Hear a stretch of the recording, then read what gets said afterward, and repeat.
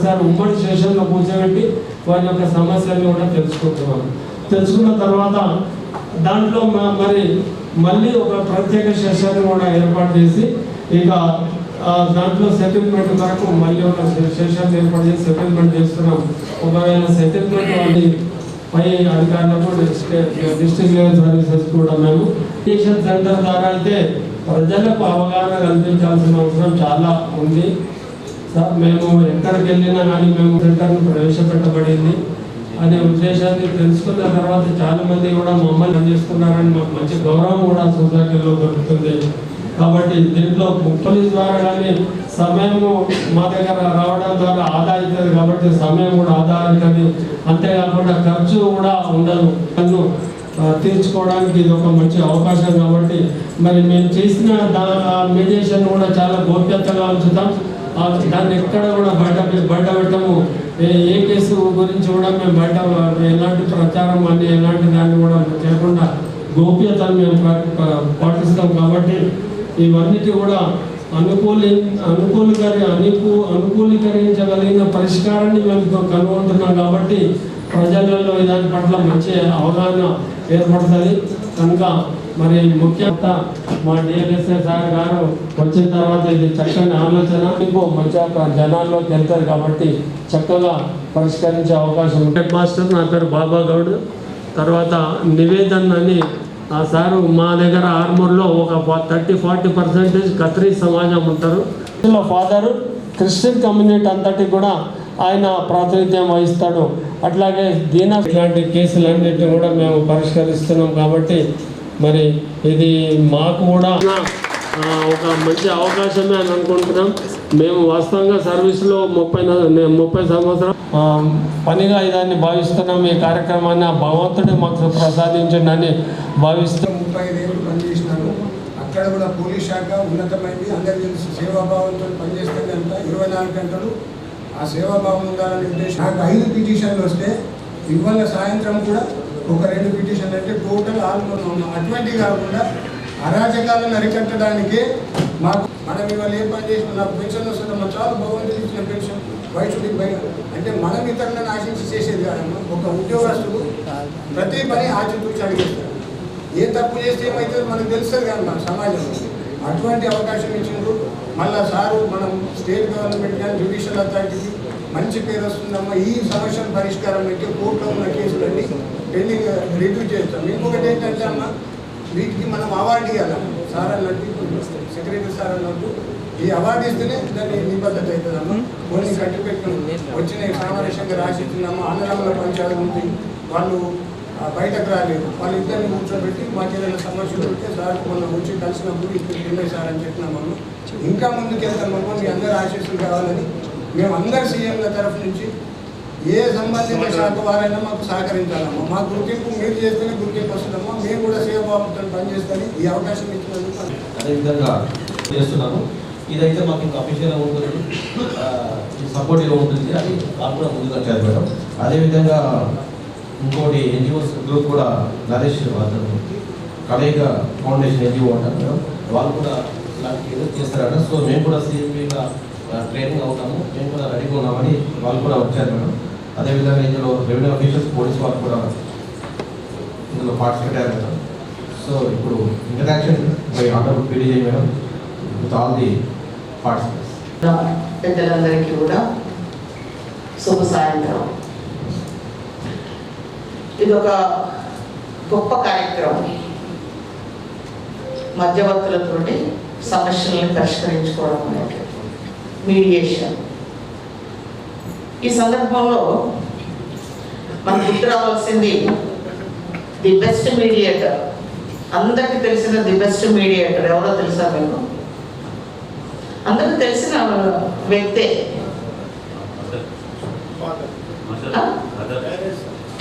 పేరెంట్సా?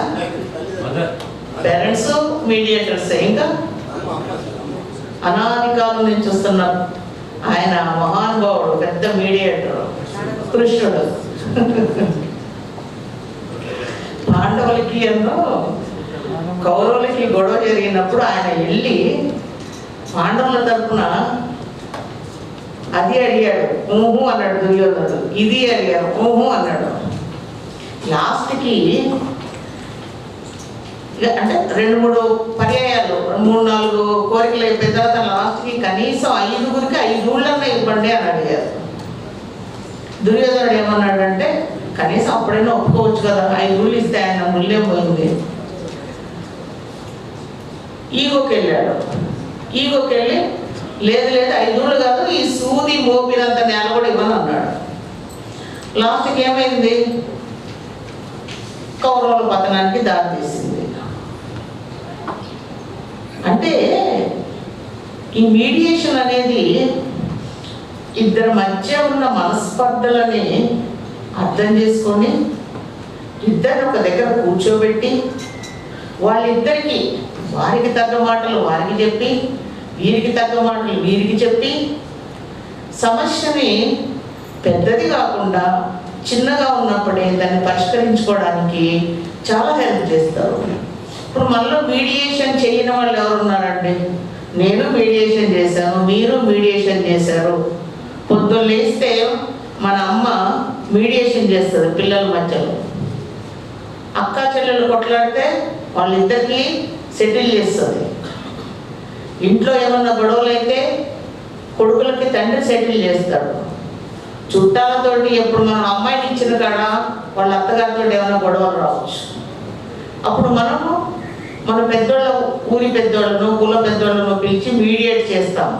ప్రతి చిన్న విషయానికి ఎవరు కూడా పోయి కోర్టులు ఎక్కాలి, పోలీస్ స్టేషన్లు ఎక్కాలని ఎవరు అనుకోరు. అందులో మన భారతీయ సమాజంలో ఏంటంటే ఒక కష్టం, ఒక సంస్కృతి ఏంటంటే పెద్దలను గౌరవించాలి, పెద్దలు చూపించిన బాటలో నడవాలి, వారి యొక్క అమూల్యమైన సలహాలను తీసుకొని జీవితంలో ముందుకెళ్ళాలి. మనకి ఎన్నో ఆ టీవీ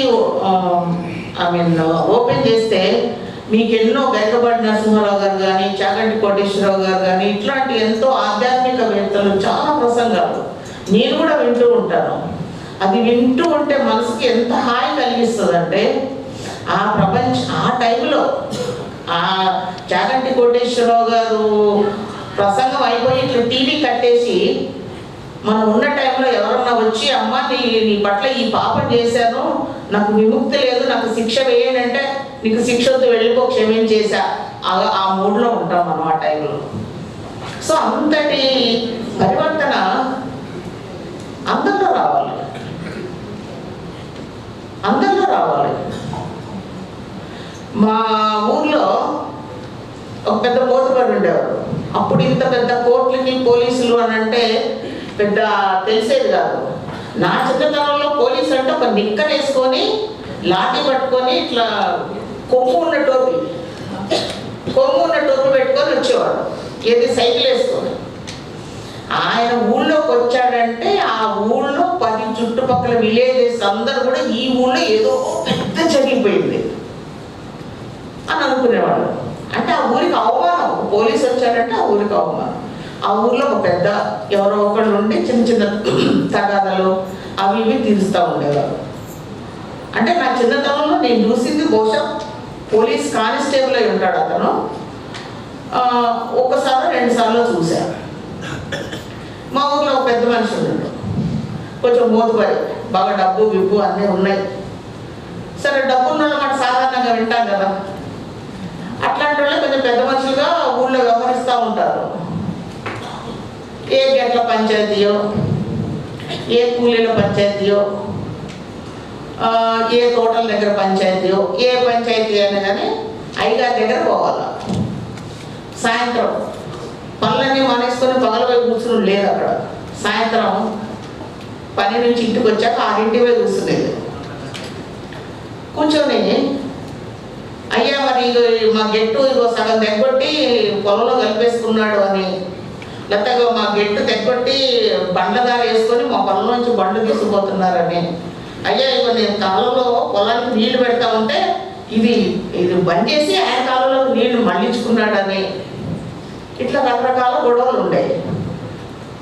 ఆడు చెప్పేది వీడు చెప్పేది, ఆయన మంచిగా తీరుబడిగా నోట్లో చుట్ట పెట్టుకొని మంచిగా గుప్పు గుప్పు అని ఊరుకుంటే ఏం మాట్లాడు, చెప్పేటప్పుడు ఏం మాట్లాడు, సైలెంట్గా వినాలి, వాళ్ళు చెప్పేదంతా వినాలి. వాళ్ళు మొత్తం చెప్పాక సైలెంట్ అయిపోతారు ఆటోమేటిక్గా. మొత్తం చెప్పేదంతా విని విని విని అంతా అయిపోయిన తర్వాత చుట్ట తీసి తుప్పుకు వాళ్ళు పక్కన ఉంచి అవి అట్లుండాలి. లేదా చిన్న చిటికినేలు ఇరిగింది, కడుపులో నొప్పి వచ్చింది, కాళ్ళ నొప్పి వచ్చింది, లేకపోతే హెడేక్ వచ్చింది, వీటన్నిటికీ పోయి మనం హాస్పిటల్లో సర్జరీ చేయమని అడుగుతామా? అడుగుతాం. చిన్న బాధలు ఒక మందు పెడితే అయిపోతాయి. కానీ ఇప్పుడున్న పరిస్థితి ఎట్లా ఉందంటే ప్రతి చిన్న విషయాన్ని పోలీస్ స్టేషన్ దాకా కోర్టుల దాకా తీసుకుపోవడం అంటే ఏంటంటే చిన్న ఏళ్ళ నొప్పైనా కాళ్ళ నొప్పైనా సర్జరీ బెడ్ ఎక్కినంత చేస్తున్నారు. ఎవరికి లాభం? ఎవరికి లాభం లేదు. వెనకటి ఒక సామెత ఉంది, కేసులో ఓడిపోయినోడు ఇంటికి పోయి కేసులో ఓడిపోయినోడు కోర్టులో ఏడ్చాడట, గెలిచినోడు ఇంటికి పోయి ఏడ్చాడట. ఎందుకు ఏడ్చాడు? ఆ టయానికి వాడి దగ్గర డబ్బులన్నీ పోయినాయి, వాడి టైం అంతా పోయింది, వాడికి ముసల్తానం వచ్చేసింది, వాడు గెలిచే వరకు వాడి చేతిలో మిగిలింది ఏమీ లేదు, కేసు గెలిచా అన్న తప్ప.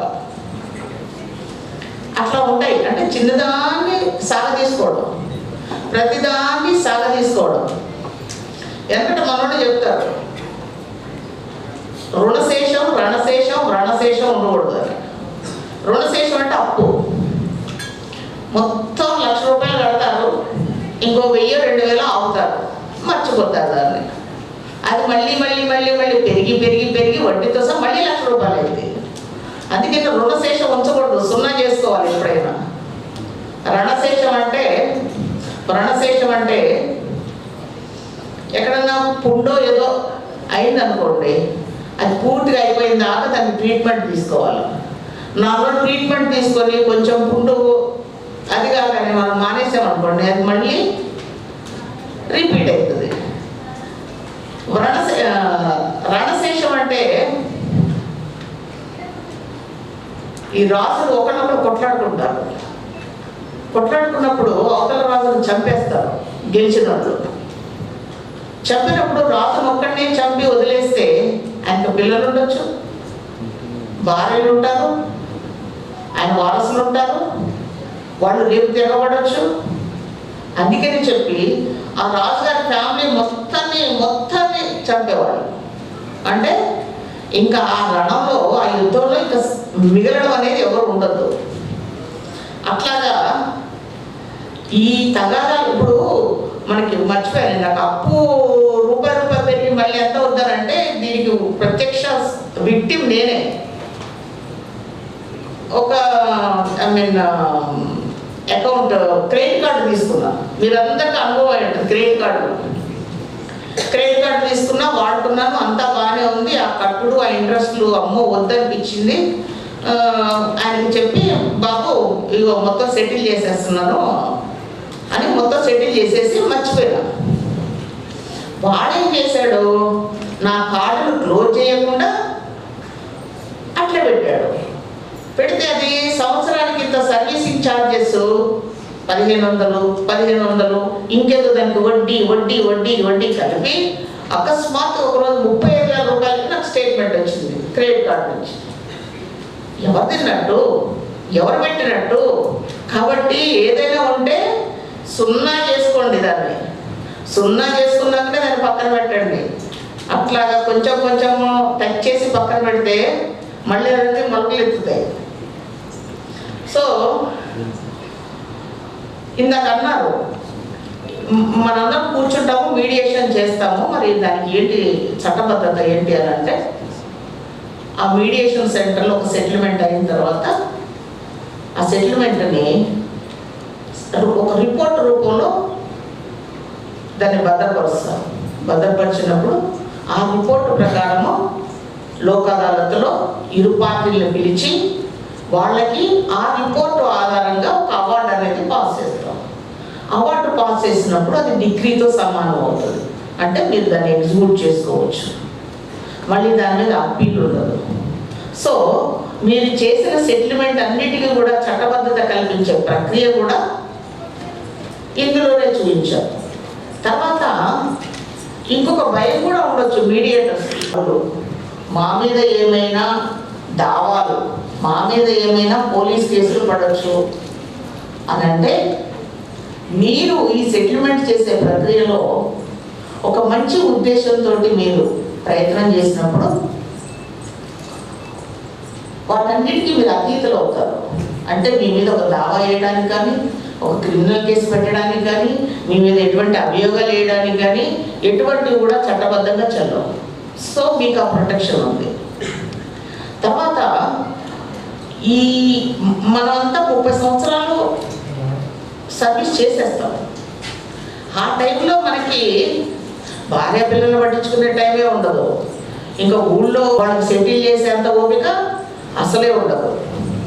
తర్వాత పోలీసు వారు ఉన్నారు, వారికి వచ్చే కంప్లైంట్లు తీసుకోవడము, స్టేట్మెంట్ రికార్డ్ చేసుకోవడము, దొంగలు పట్టుకురావడము, ఇన్వెస్టిగేషన్లు చేయడము, తర్వాత మళ్ళీ పారిపోతే నాన్ బెయిలబుల్ వారెంట్లు ఇష్యూ అయితే మళ్ళీ అవి పట్టుకొని వాడు ఎక్కడ ఉన్నాడు, మహారాష్ట్రలో ఉన్నాడా, మధ్యప్రదేశ్లో ఉన్నాడా, బీహార్లో ఉన్నాడా, మళ్ళీ వాడిని ఎత్తుక్కుంటూ పోవడము, law and order problem, MLA వచ్చినా, ఎంపీ వచ్చినా, సర్పంచ్ వచ్చినా,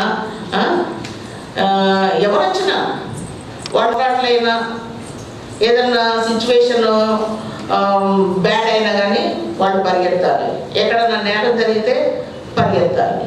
ఇన్ని 100 సమస్యలతో తలములకలయ్యే పోలీస్ వారు ఒక కంప్లైంట్ అయ్యా యాక్షన్ తీసుకున్నానంటే వారు సావధానం. చిన్నప్పుడు నేను చిన్నప్పుడు ఎవరైనా చనిపోయారనుకోండి, చనిపోతే ఒక ఆయన చనిపోయాడు, ఒక ఇంటైనా పాపం ఎంగేజ్లోనే చనిపోయాడు. అందరూ గొల్లు గొల్లు గొల్లు అని భీకరంగా ఏడుస్తూ ఉంటారు. భార్య, అక్కలు, చెల్లెళ్ళు, అన్నలు, తమ్ముళ్ళు అందరూ ఏడుస్తూ ఉంటారు భీకరంగా. 1 గంట ఏడుస్తారు, 2 గంటలు ఏడుస్తారు, 3 గంటలు ఏడుస్తారు. చూసి ఒక పెద్ద ఆయన, మీలాంటి పెద్ద ఆయన లేకుండా అంటారు. నాకు ఆశ్చర్యం వేసింది, ఏంటి ఒక మనిషి చచ్చిపోయి పడుంటే ఈయనేంటి అసలు ముఖంలో ఏం ఫీలింగ్ లేదు, ఒక ఎక్స్ప్రెషన్ లేదు, తీయండి తీయండి తీయండి అని అందరినీ సగేస్తాడు. అంటే ఏంటి, ఆయన ఎంతమంది చూసుంటాడు అటు చనిపోయిన వాళ్ళని, కుటుంబంలో చచ్చిపోయి ఉండొచ్చు, బంధువులలో చచ్చిపోయి ఉండొచ్చు. అంటే ఆయనకు ఆ వయసు వచ్చే వరకు ఎన్నో మరణాలు చూసిండు. ఈ మరణం ఒక పెద్ద లెక్క కాదు. కాబట్టి మనం ఈ వయసుకు వచ్చే వరకే మనకి జీవితం నేర్పిన పాఠాలతోటి కొంచెం రాటు తెలిపోయి ఉంటాం అన్ని విషయాల్లో. సో మనకున్న ఎక్స్పీరియన్స్ మిగతా వాళ్ళకు పంచడానికి ఇది ఒక మంచి అవకాశం. ఇందాక అన్నారు మేము రిటైర్ అయ్యి ఇప్పుడు మాకు అవకాశం వచ్చింది అని. రిటైర్మెంట్ అంటే ఉద్యోగానికి రిటైర్మెంట్ కానీ పనికి రిటైర్మెంట్ ఉండదండి.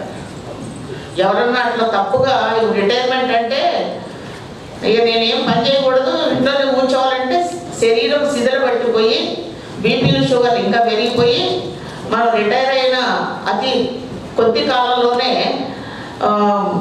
బెడ్ రీడ్ అవ్వడం ఖాయం. కాబట్టి వర్క్ మరణం అంటే ఏంటి, నువ్వు పని చేయని రోజు. అందులో ఇప్పుడున్న లైఫ్ స్పాన్స్ చూస్తే 60 ఏళ్ళకి రిటైర్మెంట్ కానీ 60 ఏళ్ళకి ఎవరు వృద్ధులు అనడానికి లేదు. వృద్ధులు అని ఎవరు అనాలంటే 80 ఏళ్ళు దాటిన వాళ్ళు అనాలి, 60 ఏళ్ళ వాళ్ళని మిడిల్ ఏజ్ అనాలి. సో 60 ఏళ్ళు రిటైర్ అయ్యి మిగతా 20 ఏళ్ళు ఏం చేస్తామండి కూర్చొని ఇంట్లో. ఎంత టీవీ చూసినా ఒకటి ఇండియా వర్సెస్ పాకిస్తాన్, ఏమైంది ఏమైంది ఏమైంది ఏమైంది, అది కూడా మీడియేషన్ ద్వారానే సెటిల్ అయింది కాలేదా? ఎవరు చేశారండి మీడియేషన్? దేశాలకే మీడియేషన్లు నడుస్తున్నాయి, మనలాంటి చిన్న చిన్న ఎంతండి.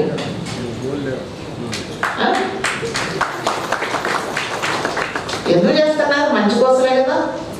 2 దేశాలు బాగుండాలి, 2 దేశ ప్రజలు బాగుండాలి, ఆస్తి నష్టం జరగకూడదు, ప్రాణ నష్టం జరగకూడదు, ఎవరు పాడైపోకూడదు, ఎవరికి డ్యామేజ్ కాకూడదు అని ఒక మంచి సదుద్దేశంతో చేశారు. సక్సెస్ అయింది. ఈరోజు మళ్ళీ ప్రశాంతత నెలకొంది.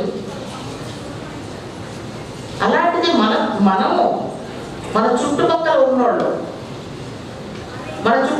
ఉన్నోళ్ళతోటే ఒక మంచి మాట, వాళ్ళ జీవితాన్ని మార్చేమాట, లేదంటే ఎవరైనా ఒక గొడవతో వస్తే కూర్చోబెట్టి. ఈ మీడియేషన్లో కూడా రకరకాల పర్సన్స్ని, రకరకాల కమ్యూనిటీస్ నుంచి ఎందుకు తీసుకున్నారంటే,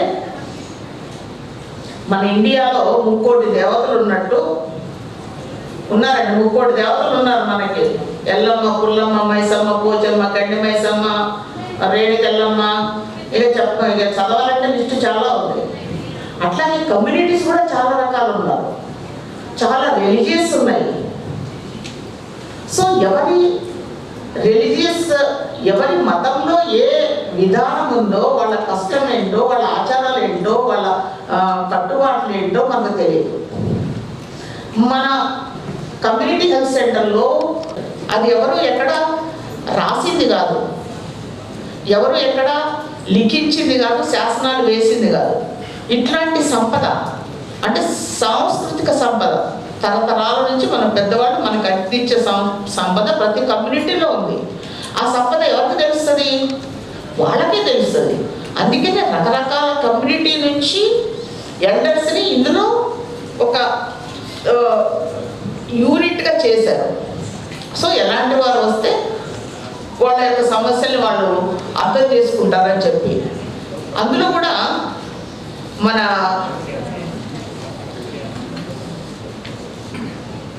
honourable chief justice of Telangana గారు ఏం చేశారంటే, ఇలాంటి మీడియేషన్ సెంటర్ ప్రతి చిన్నదానికి ఉరకుండా ఎక్కడికక్కడికి సమస్యలను ఫస్ట్ ఎయిడ్ లాగా ఎక్కడికక్కడ సమస్యలని దాన్ని అలాగా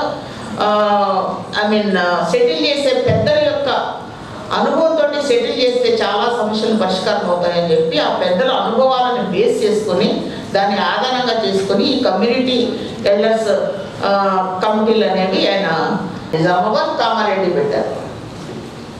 తర్వాత అక్కడి నుంచి ఇప్పుడు 10 జిల్లాలకు అది ఎక్స్పాండ్ చేశారు. సో ఇందులో ఏ కేసులు వస్తాయి అని అంటే, ఏ కేసులైనా రావచ్చు.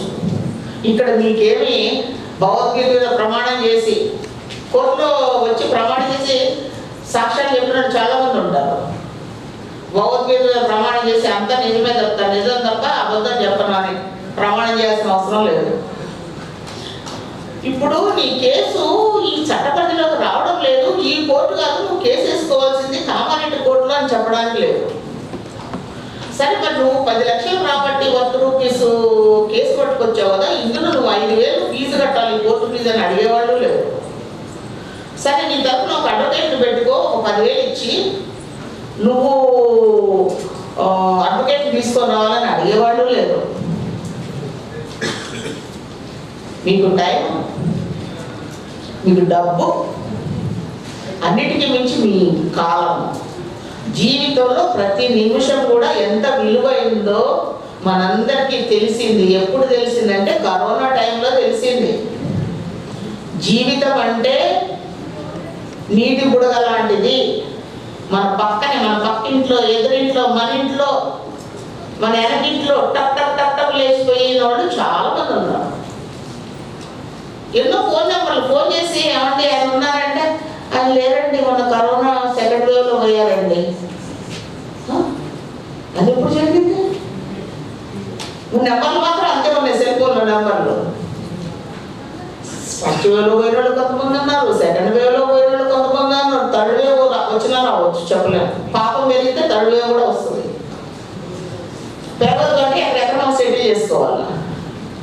ఓజోన్ పొర పెద్ద రంధ్రం పడింది, దాన్ని కూర్చోడానికి ఈ కాలుష్యం అంతా నివారించాలని అనుకున్నారు. కానీ ఒక 6 నెలల సంవత్సరం మొత్తం అన్ని బంద్, రవాణా బంద్, బయటికి పోవడం బంద్, మందు బంద్, మెయిన్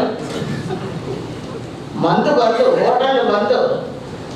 ఎవరి వాళ్ళు ఇంట్లో వంట చేసుకుని శుభ్రంగా. అప్పుడు తెలిసింది భర్తలకి భార్య అంతా రుచికరంగా భోజనం పెడుతుంది అనేది.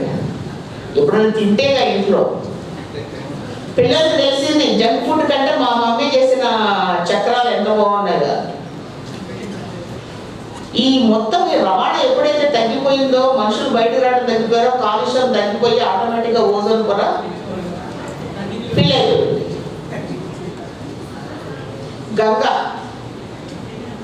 గంగని ప్రక్షాళన చేయాలి అని మోడీ గారు కంకణం కట్టుకున్నారు. గంగా నది ప్రక్షాళన చెయ్యాలి అని అంటే అందులో ఎంత కలుషితం అవుతుందో మనందరూ తెలుసు. చచ్చిపోయిన శవాలన్నీ గంగలోనే వేస్తారు, అది బూడిగా గంగలోనే కలుపుతారు. పోయిన వాళ్ళందరూ పిండాలు అక్కడే పెడతారు. అందులో ఇది ఈ పని చేసాము, ఈ పని చేయలేదు అని కాకుండా మ్యాక్సిమం మనం ఎంత చిన్ని భస్మాలు కలపడం లేదు, ఏం లేదు. ఆటోమేటిక్గా గంగా నీరు అనేది స్వచ్ఛమైన నీరుగా మారిపోయింది. అంటే చూడండి, ప్రకృతి ఎప్పుడైనా బ్యాలెన్స్ తప్పినప్పుడు, ఇంబ్యాలెన్స్ అయినప్పుడు ఆటోమేటిక్గా బ్యాలెన్స్ చేస్తుంది. మనం ఏదో చేస్తున్నామని అనుకుంటాం.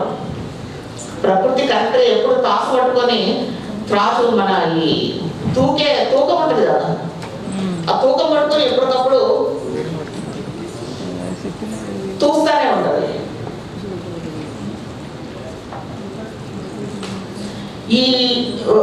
మేము పోలీస్ వాళ్ళతో మాట్లాడాము ఈ విషయంలో. కంప్లైంట్స్ ఎలాగా మీ దగ్గరకు వచ్చినాయని ఈ మీడియేటర్ సెంటర్కి ఎలాగా పంపించాలి, దానికి ఒక పద్ధతి, దానికి ఒక ప్రొఫార్మా, అవన్నీ కూడా మేము వారికి చూపించాము. మీకు కంప్లైంట్ రిఫర్ చేసేటప్పుడు కంప్లైంట్ డేటు, పార్టీల పేర్లు, అందులో ఉన్న గొడవ ఏంటి అని రిఫర్ చేసి మన సెక్రటరీ గారి దగ్గరకు వస్తే అట్లా వచ్చిన కంప్లైంట్స్ అన్ని ఆయన ఏ యూనిట్కి ఏ కంప్లైంట్ పంపాలి అన్నీ కూడా చూసి ఆ యూనిట్స్కి ఆ కంప్లైంట్ పంపిస్తే దీన్ని పెద్దగా సాగదీయకుండా జస్ట్ 2-3 సిట్టింగ్స్లో ఇది సెటిల్ రిపోర్ట్, ఇది ఫెయిల్యూర్ రిపోర్ట్, అంతే వేసేయండి. ఒకరోజు పార్టీలో కూర్చోబెట్టండి, 2 రోజు ప్రాబ్లం గురించి తెలుసుకోండి, 3వ రోజు కన్క్లూజన్కి రండి, 4వసారి రిపోర్ట్ వేయండి. ఇక్కడ మీకు ఏమి ఐపీసీలు, ఎవిడెన్స్ యాక్ట్లు, సిపిసిలు, సిఆర్పిసిలు మీరు పెద్ద తీయాల్సిన అవసరం లేదు.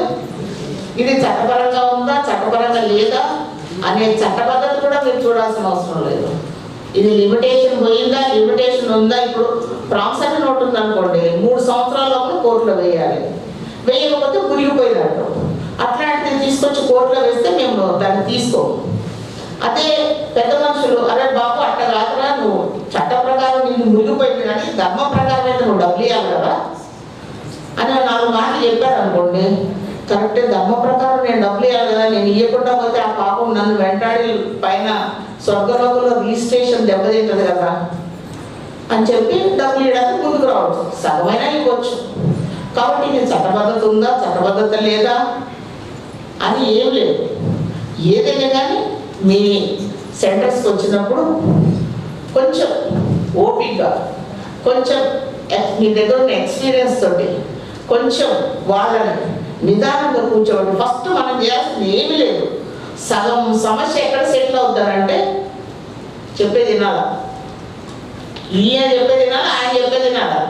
ఇవాళ దగ్గర చెప్పడానికి ఏముండదు, మొత్తం ఖాళీ చేయించండి. ఖాళీ చేయించాక ఆటోమేటిక్గా వాళ్ళే చల్లబడతారు. చల్లబడ్డాక కూర్చోబెట్టి ఏం చేయాలా, జర సర్ది చెప్పాలి అంతే. మీడియేషన్ అంటే ఏంటి, సర్ది చెప్పు, కూర్చోబెట్టి అది కాదరా ఇది కాదరా నాన్న అదే అని సర్ది చెప్పాలి. సర్ది చెప్పి విన్నరా ఏంటారు, ఎరగకపోతే ఎవరి కర్మ వాళ్ళే అనుభవించాలి. డబ్బులు పోతాయి, వయసు పోతుంది.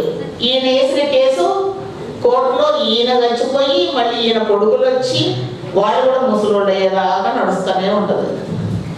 కేసు 20 ఏళ్ళు 30 ఏళ్ళు సాగుతున్న కేసులు ఇంకా కోర్టులలో ఉన్నాయి. కోర్టులో పెండెన్సీ కూడా చాలా బాగుంది. కాబట్టి మొన్న ఇక యుద్ధం వస్తుంది, వచ్చేసింది. ఈ మీడియా వల్ల కథనాలు ఎట్లుంటాయంటే అదిగో పులి అంటే ఇదిగో తోక అంటారు.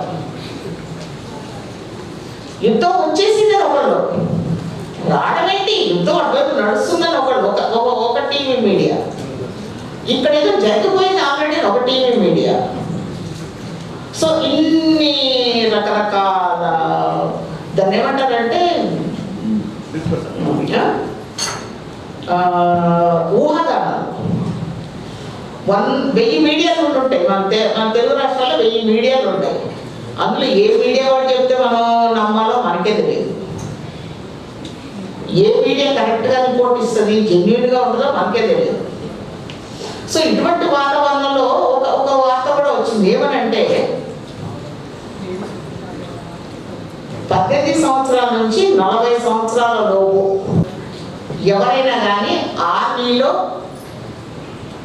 చేరవచ్చు ఈ సమయంలో. ఇన్ యాంటిసిపేషన్ ఆఫ్ వార్, అంటే యుద్ధం రావచ్చు కాబట్టి కేంద్ర ప్రభుత్వము అట్లాంటి నోటిఫికేషన్ ఒకటి ఇచ్చింది. 18 సంవత్సరాల నుంచి 40 సంవత్సరాల లోపు వాళ్ళు ఎవరైనా ఇమ్మీడియట్గా వచ్చి చేరవచ్చు అని. అది కూడా మీడియా చెప్పింది, నేను చూసింది కాదు, మీరు చూసింది కాదు. గవర్నమెంట్ వాళ్ళు నన్ను కన్సల్ట్ చేయలేదు నోటిఫికేషన్ ఇచ్చినప్పుడు, నాకు తెలియదు. చాలా మంది నా ముందే 22, 50 ఏళ్ళు ఉన్నోళ్ళు అంటే నాకు అవకాశం పోయింది, ఆర్మీలో పోయే అవకాశం. నేను 40 ఏళ్ళు ఉంటే నేను వెళ్ళిపోతుంటే అంటే అంత వచ్చేసింది ఆవేశం ఒక్కొక్కడికి. మరి 40 ఏళ్ళు పైబడిన వాళ్ళు అట్లాగా ఆర్మీలోకి వెళ్ళలేరు, దేశ సేవ చేయలేరు. దేశానికి సేవ అంటే గన్ను పట్టుకొని ఆర్మీలోకి పోతేనే సేవ.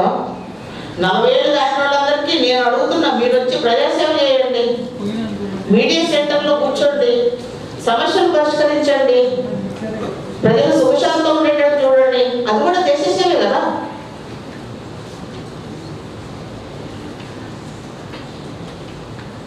సో ఇదంతా కూడా మనం ఒక రకంగా దేశానికి సేవ చేస్తున్నట్టే.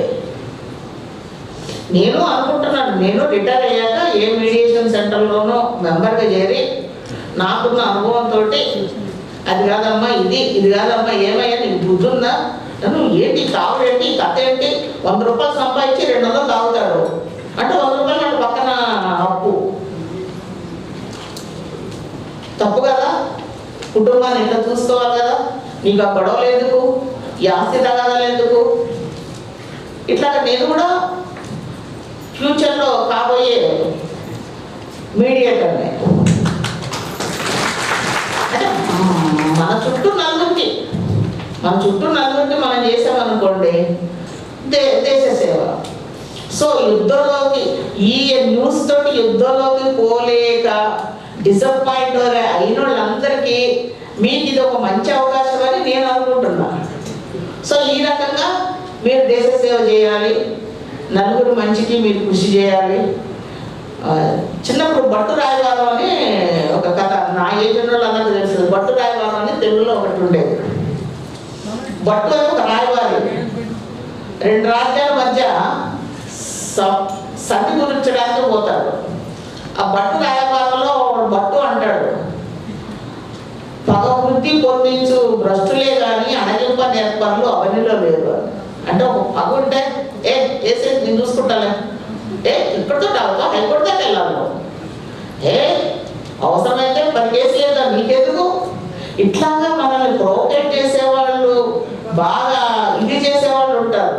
వాళ్ళ మాటలని నమ్మి మనం మొదలు పెట్టామనుకోండి, 2వ నిమిషంలో అది పక్కన ఉంటారు, మనం ఒక్కడే మిగులుతాం ఫీల్డ్లో. కాబట్టి ఇట్లాంటి విషయాల్లోకి ఎప్పుడు మీరు ఉద్రేకపడకుండా ఉండాలి. అట్లాంటి ఉద్రేకపడే వాళ్ళని మీ దగ్గరకు వచ్చినప్పుడు మీరు వాళ్ళని సముదాయించి శాంతింపజేసి కూర్చోబెట్టి సెటిల్మెంట్కి ట్రై చేయండి. ఇది ఒక మానవ ప్రయత్నం అంతే. అవుతుందా అవుతుంది, లేకపోతే లేదు. దట్స్ ఒక మంచి హృదయంతో మనం చేయగలగాలి. వారు పోలీసు వారిని మేము ప్రత్యేకంగా కోరాము, వారు ఇట్లాంటి కంప్లైంట్స్ ఏమైనా ఉంటే అన్నీ రిఫర్ చేస్తామని అన్నారు. సెటిల్ కాకపోతే మళ్ళీ వారికి మనం రిటర్న్ పంపించేస్తాము, కేసు రిజిస్టర్ చేసుకుంటారు. రెవెన్యూ అథారిటీస్ ఉన్నారు, భూముల గొడవలు, పంచాయతీలు, లేకపోతే పట్టాల గొడవలు, ఇవన్నీ బోల్డర్ ఉంటాయి. ఏమన్నా ఉంటే రావచ్చు మీడియేషన్ సెంటర్కి. సో ఇది సమస్య కాదు అనుకోవడానికి. రెవెన్యూ ఉంది, పోలీసు ఉంది, లేకపోతే ఈ రకరకాల ప్రాబ్లమ్స్. అసలు ప్రాబ్లం కానిదంటూ ఏమి లేదు. మన శ్రీశ్రీ గారు ఒక మాట చెప్పారు, కుక్క పిల్ల, అగ్గి పుల్ల, సబ్బు బిళ్ళ, కాదేది కవిత కానర్థం, కాదేది గొడవ కానర్థం. ఏదైనా గొడవ పెట్టచ్చు. నా కారు మన హైదరాబాద్లో నేను ముందు పోతామంటే ముందు బైక్ నడిపి కూడా సడన్ బ్రేక్ వేసింది. సడన్ బ్రేక్ వేస్తే మావాడు ఏం చేసిండు, పోయి దానికి టచ్ చేసిండు. కారు పెట్టి నన్ను గుద్దారని మొత్తం అక్కడికక్కడే గొడవలు ఎవరేసిండు. కాబట్టి గొడవలు ఎవరేయడానికి కారణం అంటూ ఉండక్కర్లా. మనది తప్ప, ఎదుటి తప్ప, మనది గొప్ప, పక్కన గొప్ప ఇవన్నీ లేవు. చెయ్యాలంటే చేసేయడమే. అట్లా ఉంది సొసైటీ. సో అట్లాంటి సొసైటీకి మనం చేసే హెల్ప్ ఏంటంటే ఈ మీడియేషన్ సెంటర్స్ ద్వారా మనం అద్భుతమైన ఫలితాలని అందించి మనం చూసి మనము నెక్స్ట్ జనరేషన్, ఆ నెక్స్ట్ జనరేషన్ సేమ్ ఫాలో అవుతుంది. ఇది ఒక కష్టం లాగా అయిపోతుంది, ఒక ఆచారం లాగా అయిపోతుంది. మన భారతీయ సాంప్రదాయంలో ఇది ఒకటి బాగా మిగిలిపోతుంది. సో మనతో మొదలు పెట్టాము, మన పిల్లలు, వాళ్ళ పిల్లలు దీన్ని ఇలాగే కొనసాగిస్తారు. సో అందరికీ ఉపయోగపడతారనే ఉద్దేశంతో ఈరోజు ఇక్కడ కార్యక్రమాన్ని పెట్టడం జరిగింది. ఎవరికన్నా ఏదైనా ఈ ప్రొసీజర్లో ఏమైనా భయాలున్నా లేకపోతే డౌట్స్ ఉన్నా, ఇంక్లూడింగ్ పోలీస్ వారు ఎవరైనా అడగవచ్చు. మీకు ప్రొటెక్షన్ చెప్పారు, ఇట్లాంటి వాటిలో ఉండడం వల్ల మీ మీద దావాలు, క్రిమినల్ కేసులు ఏమి వేయడానికి చెల్లుబాటు కాదు అని. మీరు ఇచ్చిన సెటిల్మెంట్లకి అవార్డులు వస్తాయని చెప్పారు. ఇంకా ఏమన్నా భయా, ముస్లిం మత పెద్దలు ఉన్నారు, వారికి ఒక పర్సనల్ లా ఉంటుంది. ఆ పర్సనల్ లా మనకు తెలియదు. ఎవరైనా ఒక ముస్లిం వ్యక్తి వచ్చి నాకు ఈ ప్రాబ్లం ఉంది, ఈ ప్రాపర్టీ కూడా ఉంది, నేను నా ఆస్తి పంపకాలు వేయాలో లేకపోతే మా నాయన ఆస్తి వదిలిపెట్టి వెళ్ళాడు, ఇది ఎట్లా పంపకాలు చేయాలో మన దగ్గరకు వస్తే, మనం హిందువులు వాళ్ళ పంపకాలు ఎట్లంటే మనకు తెలియదు. అప్పుడు వారు అందులో మెంబర్గా ఉంటారు. కాబట్టి పర్సనల్ ముస్లిం పర్సనల్ లా ప్రకారం వాళ్ళు ఇంకో ఇలాగ వాటాలు వేయాలి, వీరికి ఇంత వాటా, ఈయనకి ఇంత వాటా, ఈయనకి ఇంత వాటా వస్తుందని వారు చెప్తారు. అందువల్లనే ఇట్లా అందరి పెద్దల్ని కూడా ఇందులో తీసుకోవడం జరిగింది. ఎవరికైనా ఏమైనా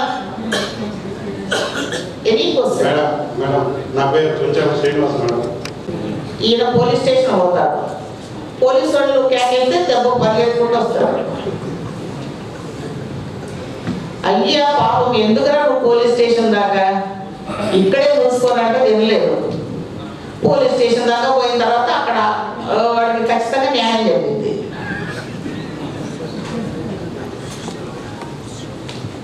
మనం ఏంటి, మనం కోర్టు కాదు, కోర్టులో అయితే మేము సమన్స్ ఇస్తాము, వారెంట్స్ ఇస్తాము, బెయిలబుల్ వారెంట్స్, ఎంబీడబ్ల్యూస్ ఇస్తాము, తీసుకొస్తాము.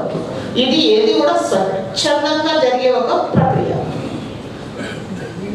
బాధపడ్డోడు స్వచ్ఛందంగా మన దగ్గరకు వస్తాడు, అవతలవాడు మనం పిలిపించినప్పుడు వస్తాడు, రాకపోతే మనమేం చేయలేము. బాబు చట్ట ప్రకారం నీకేముందో నువ్వు చూస్తున్నాయినా అని ఆయనకు ఒక సలహా ఇచ్చి పంపించాడు. ఇంతకుముందు మీడియేషన్ సెంటర్లో ట్రైనింగ్ అయిన వాళ్ళు కాకుండా కొత్తగా మీడియేషన్ సెంటర్లోకి ప్రతి విలేజ్లో పెట్టుకోవచ్చు. ప్రతి విలేజ్లో ఒక కమ్యూనిటీ సిస్టమ్ ఉందనుకోండి, అక్కడెక్కడే ఆ విలేజ్కి సంబంధించిన గొడవలు మాఫ్ చేసుకోవచ్చు. ఇప్పుడు కొత్తగా వచ్చిన వాళ్ళు ఎవరైనా మేము ఇందులోకి రావాలి అని అంటే వాళ్ళకి ఒక 20 hours ట్రైనింగ్ ఉంటుంది. ఈ మీడియేషన్ ఎలా చేయాలి, ఫామ్ ఎలా నింపాలి, రిపోర్ట్ ఎలా రాయాలి, ఎన్ని sittings, 3 sittings maximum.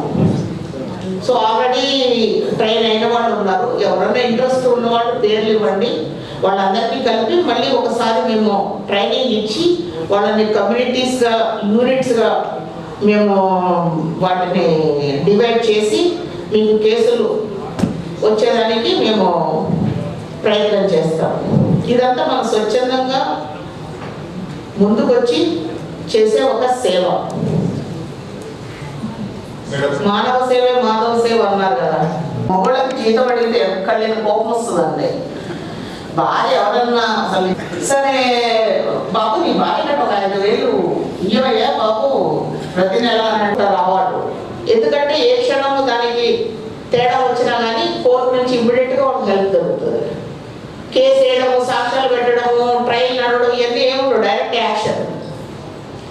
Okay madam. Any settlement come with parties.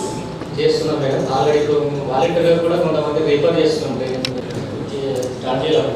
Okay. మా ఇంట్లో వాళ్ళతో ఇప్పటి వరకు ఏం చేసినా చేస్తున్నాం. ఓకే. ఇంకా ఇందులో ముందు ఏంటంటే ఎన్జిఓస్ ఎవరైతే ఉన్నారో వాళ్ళందరూ ముందుకు వస్తే ఇంకా మంచి రిజల్ట్ కొంచెం ఎక్కువ పర్సంటేజ్లో ఉండవచ్చు. Okay madam. యాక్చువల్లీ మా దగ్గర ఇప్పుడు 4 ఎన్జిఓస్ కొలాబరేషన్ ఉంది. తో పాటు వాలంటీర్ ఆర్గనైజేషన్స్, యూత్ సొసైటీస్ కూడా మాతో కొలాబరేషన్ ఉంది. ఓకే. వాళ్ళందరితో కలిపి మేము చేస్తున్నాం. Okay, very good. Thank you. Thank you. ఇంకా ఏమైనా చిన్న చిన్న సందేహాలు? Good evening. కిషోర్ అండి రావాలి. మేడం దీనికి కూడా పరిధి ఏమైనా ఉంటుందండి? నేను ప్రస్తుతానికి నేను సుభాష్ నగర్ వాస్తవ్యుని.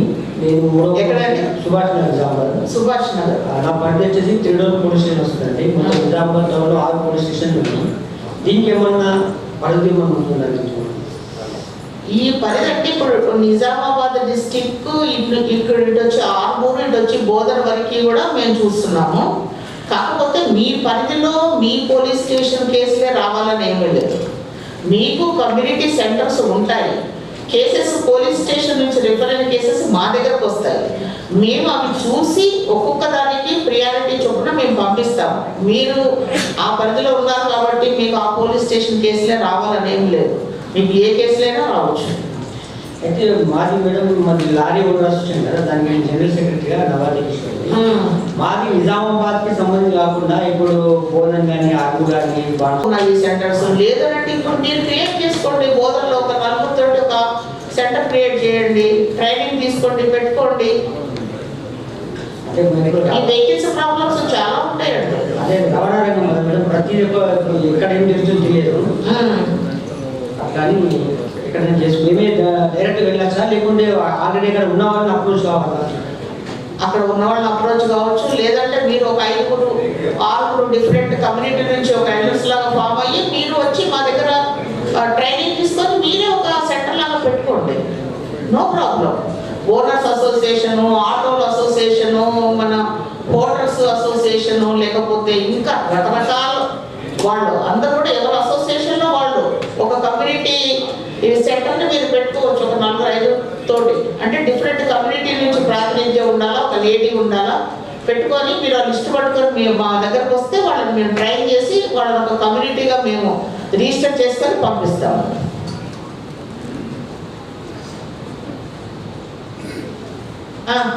చెప్పండి. యంగ్ బాయ్కి సేవ చేసే టైం ఉందా? ఎవరైనా మాకు user madam very very great of you. Madam community మీడియేటర్గా 25 years అబౌవ్ సరిపోతుంది. అండ్ గ్రాడ్యుయేట్ అలాగా ఉండండి. ఏదైనా యూటీజింగ్ కేసు వచ్చింది అనుకోండి, అప్పుడు మీరు చెప్తారు కదా 16 ఏళ్ళలో నేను కూడా ఇదే చేశాను రా, నువ్వు ఇట్లా చెడిపోతావు, సెల్ ఫోన్ చూస్తే జీవితం నాశనం అయింది, ఆడపిల్లలు చూస్తే జీవితం నాశనం అయింది, నేను ఎంబీఏ చేస్తున్నాను, ఇవన్నీ నేను చూసే వచ్చా, నువ్వు డైరెక్ట్గా ఇట్లా గుర్రానికి కడతారు కదా అటు ఇటు. అలా ఉంటేనే చదువు సాగుతుందిరా బాబు, పక్క చూపులు వద్దని మీరు కూడా ఎంజాయ్ చేయొచ్చు. మీరు కూడా మీ అసోసియేషన్ నుంచి ఒక మెంబర్గా పెట్టుకోండి. ఇంకా ఉన్నారా? ఒక్కరే ఉన్నారా? ఇంకా 4-5 జత చేస్తాం మేము. No problem. ఇచ్చిన పేర్లన్నీ మేము కలెక్ట్ చేసుకొని ఒక్కొక్క యూనిట్లో ఒక 5-6 ఉండేటట్టుగా మేము డివైడ్ చేసి మీకు ఇస్తాము. They will sit in our office. No problem. కానీ బట్ గ్రేట్ సర్వీస్ అండి, రియల్లీ.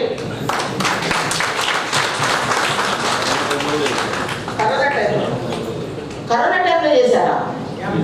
మేడం 15 years నుంచి కోవిడ్ టైంలో మేము ఏంటి అంటే ఎక్కడెక్కడ నుంచి బతకడానికి వచ్చి ఇక్కడే స్టక్ అయిపోయింది.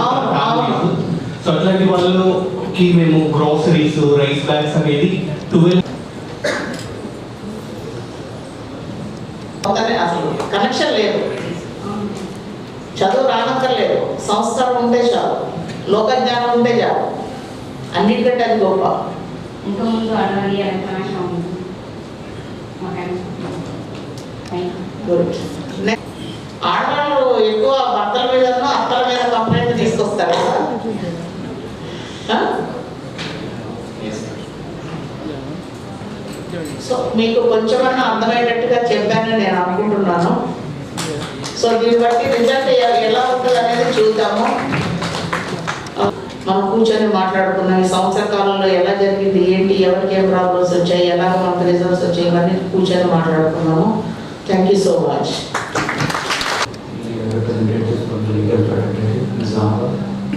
ఇంకా బసవరెడ్డి గారు, కృష్ణ డీసీపీ, సబ్ కలెక్టర్ గారు, ఇక్కడ అంతకుముందు ఉన్న ఆడియోస్ అండ్ పోలీస్ డిపార్ట్మెంట్కి ఎస్హెచ్ఓస్ అండ్ ఏసీపీస్ అందరికీ నమస్కారం. అండ్ ముఖ్యమైన ఇక్కడ హాజరైన మీడియేటర్స్ కూడా. సో డీసీ మ్యామ్ చాలా కాంప్రహెన్సివ్గా సుదీర్ఘంగా చెప్పారు ఇవి అన్ని ఆస్పెక్ట్స్ మీడియేషన్ సంబంధించి history, present, past, present, future గురించి ఇవి అన్నీ చెప్పడం జరిగింది. ఒక కాన్ఫ్లిక్ట్ మన సొసైటీలో ఆల్వేస్ ఉంటుంది. సో కాన్ఫ్లిక్ట్ రెజల్యూషన్ చాలా చాలా ముఖ్యమైన. సో క్రిమినాలజీలో ఒక థియరీ ఉంటుంది, there can not be any crime free society. So అందుకని మెడియేషన్ చాలా చాలా ఇంపార్టెంట్. ప్రతి ఇండిపెండెన్స్ నుండి చూస్తే ప్రతి కమిటీస్లో అడ్మినిస్ట్రేటివ్ రిఫార్మ్స్ కమిషన్ కానీ, ఫస్ట్ అడ్మినిస్ట్రేటివ్ రిఫార్మ్స్లో friendship commission, Sarkaria commission, second administrative reforms commission 2007 అన్ని కమిటీస్లో one of the most aspects ఒక fast and speedy justice delivery. So అంతకుముందు జస్టిస్ ముల్లా కమిటీ రిపోర్ట్లో కూడా అదే ఒక ఆస్పెక్ట్ చేయడం జరిగింది. సో మీడియేషన్ ఒక ఆర్బిట్రేషన్, ఒక ఆల్టర్నేట్ డిస్ప్యూట్ రెడ్రెసల్ మెకానిజం చాలా గొప్ప అవకాశం ఉంది. అండ్ ఆల్రెడీ కాన్స్టిట్యూషన్లో ఒక కమ్యూనిటీస్ హ్యావ్ బీన్ రిప్రజెంటెడ్. అందుకని ఇప్పుడు ప్రతి కమ్యూనిటీ నుండి ఒక రిప్రజెంటేటివ్ మీడియేటర్గా తీసుకోవడం జరిగింది. So very very thank you for attending this training program and అందరికీ శుభాకాంక్షలు. and thank you S A, ma'am have covered each and every aspect. ఇంకా అవకాశం లేదు చెప్పడానికి. Thank you so much. Judge ma'am, additional director sir, and all the dignitaries on the dais, as well as ఈ సమావేశంలో అందరూ ACP గారు, ACP, tahsildars, ఇంకా వేరే అధికారులు అందరికీ నమస్కారం అండ్ అందరికీ ధన్యవాదాలు తెలియజేస్తున్నాం. ఇప్పుడు ఈ as already discussed in detail by judge ma'am as well as others, this conflict resolution mechanisms through arbitration and mediations ఇది చాలా ముఖ్యమైన విషయం. ఇప్పుడు గ్రౌండ్లో కూడా ఫర్ ఎగ్జాంపుల్ నేను ఇప్పుడు దాదాపు 8 నెలల నుంచి సబ్ కలెక్టర్ పనిచేస్తున్నాను. గ్రౌండ్లో కూడా చాలామంది జనాలు ఈ వేరే వేరే ల్యాండ్ సంబంధించి, ఇంకా house hold disputes, family disputes, వేరే వేరే రీజన్స్ కోసం వస్తున్నారు. So apart from the legal way to go, apart from police, apart from courts, ఇది out of the court settlement mediation కోసం, arbitration కోసం ఒక మంచి దారి ఉంది. For that middle way, as the middle path has to be found out. నా experience ప్రకారం, నా experience of course very small ఉంది కాబట్టి still whatever I found out that often people come to negotiation tables, often people find a way out rather than going to the long and legal battles. So ఈ సమావేశం నుంచి ఏమైనా discussions జరుగుతాయి, ఇది చాలా important. Hopefully it will be helpful for all of us, and hopefully we will learn and understand under the guidance of the fraternity and under the guidance of all the dignitaries. Thank you so much. Thank you sir. Settle అవుతే అవి మీకు మళ్ళీ inform చేస్తాం sir. Thank you. ఈ community mediation ప్రోగ్రామ్కి ముఖ్య అతిథిగా వచ్చేసిన డిస్ట్రిక్ట్ జడ్జి గారు మరియు అడిషనల్ కలెక్టర్ గారు, ఇది గారు మరియు సబ్ కలెక్టర్ గారు, వేదికపై ఉన్న రాజేంద్ర రెడ్డి సీనియర్ అడ్వకేట్ గారు, స్టేట్ బార్ కౌన్సిల్ మెంబర్ మరియు బార్ అసోసియేషన్ అధ్యక్షుడు సాయిరెడ్డి గారు, మరియు లీగల్ సర్వీసెస్ సెక్రటరీ గారు, వేదికపై మిగతా ఆనరబుల్ జడ్జెస్, ఇక్కడికి వచ్చిన మీడియేషన్ సెంటర్ అధ్యక్షులు మరియు తర్వాత పత్రికా విలేకరులు, ఇక్కడికి వచ్చిన పబ్లిక్ అందరికీ, మా పోలీస్ ఆఫీసర్స్ అందరికీ పేరు పేరున ధన్యవాదాలు తెలియజేస్తా ఉన్నాం.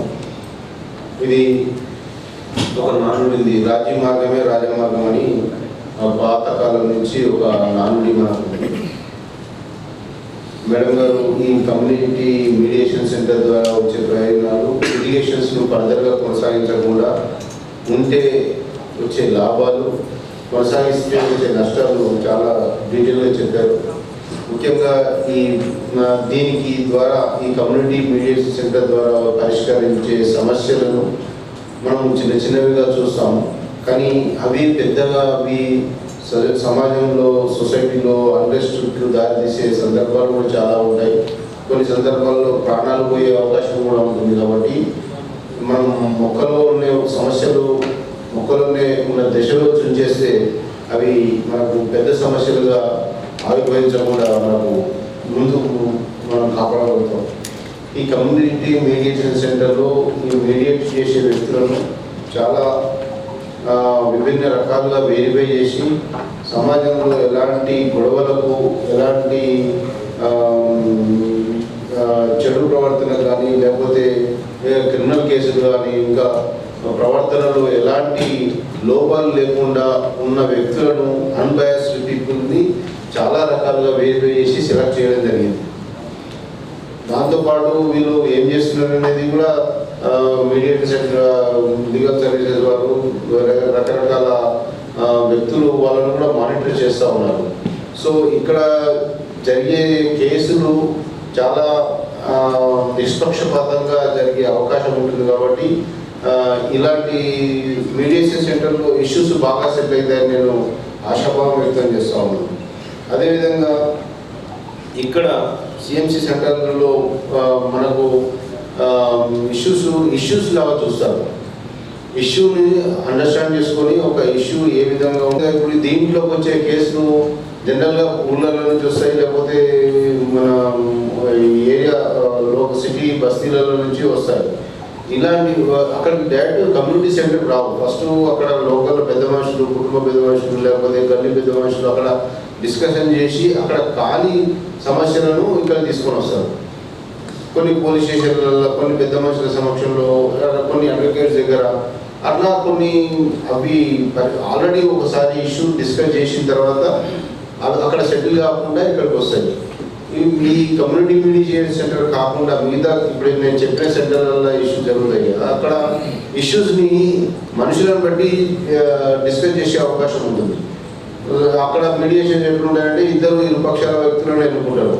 ఆ ఇరుపక్షాల వ్యక్తులు వాళ్ళ సంబంధించిన వ్యక్తులను దృష్టిలో పెట్టుకుని మాత్రమే డిస్కస్ చేయడం జరుగుతుంది. కానీ ఇక్కడ అట్లా కాదు. ఇక్కడ ఈ ఇష్యూకి సంబంధం లేని వ్యక్తులు మీడియేటర్లో ఉంటారు. వాళ్ళు ఇష్యూగా చూసి రెండు వర్గాలలో ఎవరు అగ్రెసివ్గా ఉన్నారు, ఎవరు తప్పు చేస్తున్నారు అనేది నిష్పక్షపాతంగా అవగాహన చేసుకునే అవకాశం ఇక్కడ ఎక్కువ ఉంటుంది. అలాంటి సందర్భాల్లో తీర్పులు కూడా మనం చేసే డిస్కషన్ కూడా అదే ఓరియంటేషన్ జరుగుతుంది. కాబట్టి ఇక్కడ జరిగే తీర్మానాలు, ఇక్కడ జరిగే పరిష్కారాలు చాలా ఉన్నతంగా ఉంటాయని మనం ఆశిస్తున్నాం. ఇది పబ్లిక్లోకి వెళ్ళగలరు. పబ్లిక్లోకి వెళ్ళాలంటే మనం ఇక్కడ పత్రికా విలేకరులు, సోషల్ మీడియా గ్రూప్స్ ఉన్నాయి, వీళ్ళందరినీ తరువుగా ప్రచారం చేసుకుంటూ ఏదైనా మేడం గారు చెప్పినట్టు పాకిస్తాన్ ఇండియా యుద్ధం ఇలా కాకుండా జెన్యూన్గా దీన్ని పబ్లిక్లో తీసుకెళ్తే పబ్లిక్లో ఎక్కువ మంది ఈ కమ్యూనిటీ మీడియేషన్ సెంటర్ ద్వారా పరిష్కరించే కేసులను పరిశీలించి వాళ్ళు ఇంకా ఫర్దర్గా చిన్న చిన్న ఇష్యూలు ఉంటే వాళ్ళు వచ్చే అవకాశం కూడా ఉంటుంది.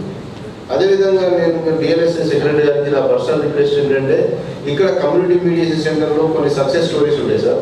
అవన్నీ ఒక సక్సెస్ స్టోరీస్ లాగా రాసి పబ్లిక్లో ఒక పత్రికా ప్రకటన డిజేగా చేస్తే అది ఏమైందంటే పబ్లిక్లో ప్రచారం అయిపోతుంది. అలాగే కమ్యూనిటీ మీడియేషన్ సెంటర్ అనేది ఒకటి ఉంటుంది, ఇట్లా పరిష్కారం జరుగుతాయని చెప్పి ఆ పబ్లిక్లోకి వెళ్ళిపోతాయి. కాబట్టి అవన్నీ ఈ 4 కమ్యూనిటీ మీడియేషన్ సెంటర్స్ ఉన్న సక్సెస్ స్టోరీస్ అన్నీ ఒక పేపర్ పత్రిక ప్రెస్ నోట్ లాగా రిలీజ్ చేస్తే చాలా బాగుంటుందని చెప్పి నేను అనుకుంటున్నాను. అదేవిధంగా మా పోలీస్ డిపార్ట్మెంట్ నుంచి ఆల్రెడీ చాలాసార్లు రిపీటెడ్ ఇన్స్ట్రక్షన్స్ ఇస్తూ ఉన్నాం. ఏదైనా 498 కానీ, చిన్న చిన్న గెట్టు పంచాయతీ కానీ, లేకపోతే ఏదైనా అప్పుల పంచాయతీ కానీ, లేకపోతే ఇంకేదైనా సివిల్ మ్యాటర్స్ కానీ ఇట్లాంటివి ఉంటే ఇమీడియట్గా బిఫోర్ రిజిస్టరింగ్ ది కేస్ మనం సివిల్ కేసెస్ అయితే రిజిస్టర్ చేయట్లేదు. చిన్న చిన్న గెట్టు పంచాయతీలు అంటే కొట్టుకున్న కేసులు క్రిమినల్ ఉంటే మేము చేస్తున్నాం డైరెక్ట్. కానీ ఈ 498 పేరెంట్స్ సరిగ్గా చూసుకోవడం, లేకపోతే చిన్న చిన్న గెట్టు పంచాయతీ రోడ్ల మీద తెచ్చుకున్న కేసులన్నీ మేము డైరెక్ట్గా DLSI మనం కమ్యూనిటీ మీడియేషన్ సెంటర్కు రిఫర్ చేయమని మేము రిపీటెడ్గా చెప్తా ఉన్నాం సార్. మళ్ళీ కూడా చెప్తాం కాన్స్టెంట్గా. సో ఈ కమ్యూనిటీ మీడియా సెంటర్ చాలా ఒక ఉన్నతమైన భావన. ఇది పబ్లిక్లు ఎంత ఎక్కువ మందికి ప్రచారం అయితే ఎంత ఎక్కువ మంది ఉపయోగిస్తుంటే అంత ఎక్కువ కేసులు పరిష్కరిస్తాయని చెప్పి నేను అనుకుంటున్నా. ఈ అవకాశం ఇచ్చినందుకు ఇక్కడ ఉన్న అందరికీ పేరు పేరున ధన్యవాదాలు తెలియజేసుకుంటాం. అక్కడి నుంచి ఉంటుంది వాళ్ళకి మందు ముక్క సుక్క, మన వాళ్ళని మనం పోషించాలి, వాళ్ళని పోషించాలి. అది ఒక సిట్టింగ్తో తెగదు, మీరు పోసినంత కాలం నడుస్తూనే ఉంటుంది. ఇక చూసి చూసి డబ్బులు పెట్టలేక వీళ్ళే రాజీ పడుకుంటారు. అట్లుంటాయి.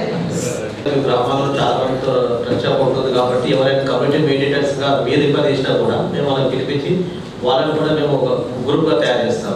ఎందుకంటే మీకు పోలీస్ స్టేషన్లో మీకు సంబంధించిన వివిధ గ్రామాల్లో మీకు రిలేషన్షిప్ ఉంటుంది కాబట్టి ఎవరైనా ఇంట్రెస్ట్ ఉన్న వాళ్ళు, యాక్టివ్ ఉన్న వాళ్ళు, సోషల్ వెల్ఫేర్ ప్రజల కోసం పనిచేయాలనుకున్న వాళ్ళకు వాళ్ళ పేరు రిఫర్ చేయిస్తాం. చేస్తే తప్పకుండా గ్రూప్గా తయారు చేస్తాం. అడిషనల్ కలెక్టర్ అంకిత్ గారు, ఏఎస్పీ బస్వారెడ్డి గారు, and legal services authority Uday Bhaskar గారు, and my friend and president of bar association Saireddy గారు. First of all, I am really happy I attended this awareness program and the interaction. ఎందుకంటే ఇన్ని అవేర్నెస్ ప్రోగ్రామ్స్ అటెండ్ చేసిన madam నేను, కానీ ఇంత comprehensive and ఇంత ఎఫెక్టివ్గా చెప్పడం అంటే it's one of the few times and it was really effective. I am sure all the volunteers have learned a lot.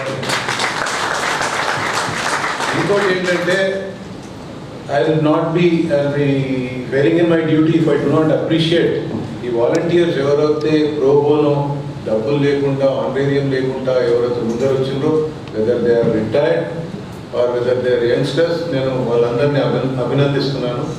వాళ్ళ ఒక అంటే it shows that humanity still alive in our community. And హ్యూమానిటీకి వస్తే Saibabu and his society అంటే though is younger to me, నేను పెద్ద admirer. A true example of humanity and selflessness. Madam, మీ examples చూస్తే right from the importance of zero, mathematical then historical and mythological Lord Krishna's role as a mediator and what happens when the mediation fails or when the parties do not agree. Then present war the good example which you have given, very very valid examples which will be effective in registering in the minds of these volunteers. Madam, ఇంకోటి మా దగ్గర అని కాదు, it's common saying, అది చినికి వాన పెద్దదవుతుంది. మీరు correct చెప్పినారు, egos ఆ problem right at the root level solve అవుతే చాలా ప్రాబ్లమ్స్ కోర్టు వరకు రావు. కోర్టుకు వస్తే families are destroyed. In spite of being an advocate I'm telling that families are destroyed. And this effort is very laudable and it's a revolutionary effort, madam. And in any revolution there is a losing side, even in a successful revolution. In this, the irony is the advocates are the losing side. It is hitting at the income. So anything that ends well, we are all for it. We are all for it, and I really appreciate Legal Services Authority Secretary, staff, and especially Madam Judges and help offered by the police, and I am sure this will help in reducing the litigation a lot and keeping peace and harmony in the village level or the community level. Thank you. DLSC Nizamabad. First and foremost, I extend my heartfelt gratitude to our Honorable Principal District and Session Judge Srimati G.V.N. Bharatalakshmi Madam for her inspiring leadership and gracious presence. Ma'am, your continuous support for the community mediation initiative has been a source of strength and guidance. I sincerely thank Additional Collector of Nizamabad, Sri Ankit Garu, and Sub Collector Bodhan, Sri Vikas Garu, and Additional DCP, Baswareddy Garu, for their valuable participation and encouragement, which reinforces the collaborative effort between administration and justice. I also express my deep appreciation to Sri M. Rajendra Reddy Garu, Member of the Bar Council, and Sri M. Sai Reddy Garu, President of the Bar Association Nizamabad, for their involvement and continued advocacy and inclusive justice. Special thanks to the representatives of the social organizations, NGOs, community groups, and police officials who are supporting the implementation and expansion of the community mediation program. Last but not least, I thank all the community members, volunteers, and participants, and print and electronic media whose active involvement make this program truly impactful. Once again, thank you all for your presence and support. Thank you.